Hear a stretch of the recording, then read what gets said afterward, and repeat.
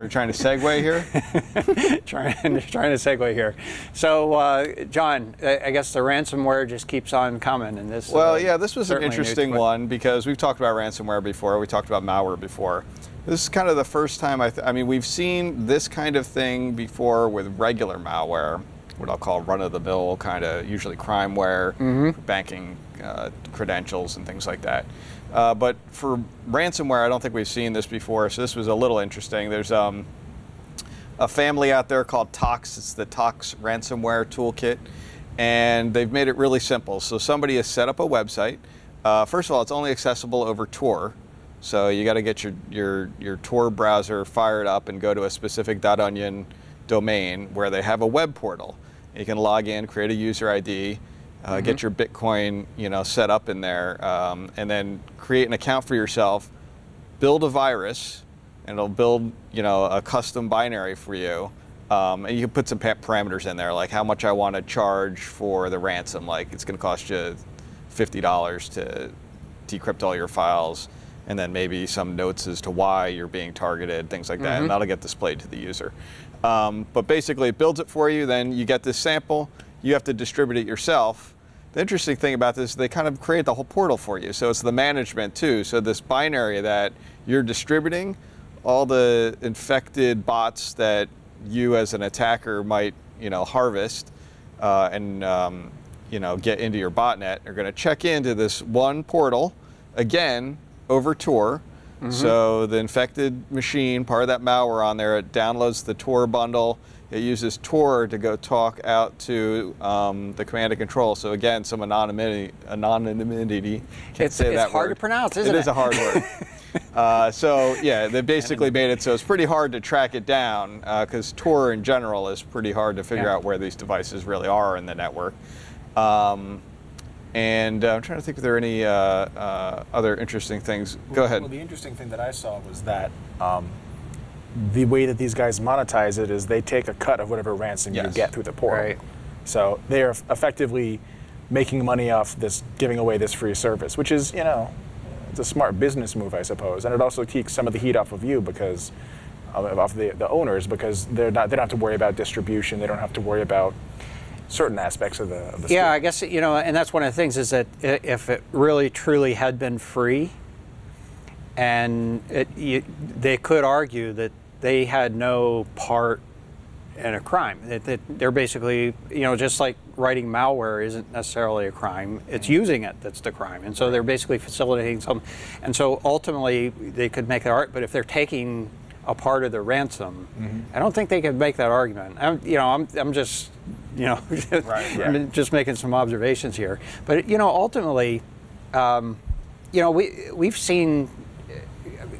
Actually, my personal opinion is I think basically the operators, botnet operators, basically invented cloud services.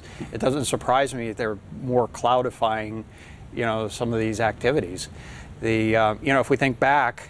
Back when we were just basically, tracking these IRC botnets, they were just caused by worms, and they'd start checking in, and they were using them for denial of service attacks, and to basically take information, just to get information about, or use them for storage. It was like storage as a service, traffic as a service, and so proxy networks. And that was well before we used the term cloud. Right. Just the one fundamental difference is, in a real cloud, the assets are owned by the cloud operator. In a botnet, a malicious botnet, the assets are owned by somebody else. By victims, yeah. They're stolen assets, computing assets, storage assets. And to kind of carry on with Matt's observation that they take a 20% cut of the Bitcoin, not only that, you don't know whoever's running this little operation, even though they've kind of basically outsource the distribution of the malware into all these little variations of, same family of malware, but different little samples. They ultimately probably have control of all those bots. So if they wanted to do something with the bots that you've harvested, you being the bad guy using this portal, they've got access to all of those bots. They can do whatever they want with them, in theory. Not to say I don't know what they're going to do, but in theory they would, as the kind of, oversight of this entire platform. Yeah, that's absolutely true. So who knows? That's I guess that's the free part of it. They're not so free part and of it's very, apparently, I think McAfee did this write-up, and they said it's pretty good as a, it's pretty evasive of antivirus right now. So hopefully it'll get better as because they could probably build a couple of samples and try to make better detections for it and whatnot. Just so there's no mistake here, there is no aspect of this that is a good idea. No, no. I mean, for somebody to partake in, that is, I don't think there's any indemnification that comes from participating in, little pieces and parts of activity like this.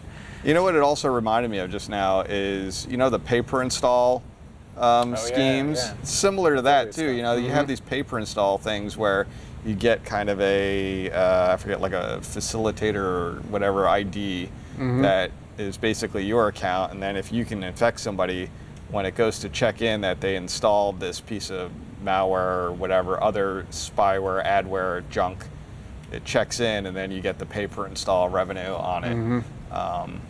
So in a similar kind of thing, you go to it. They usually have portals you can go into and look and see, how well you're doing, as a pay-per-install kind of guy. But it's not something that I would recommend people get involved with. Definitely an interesting twist. The attack tools and the ecosystem around it continues to evolve.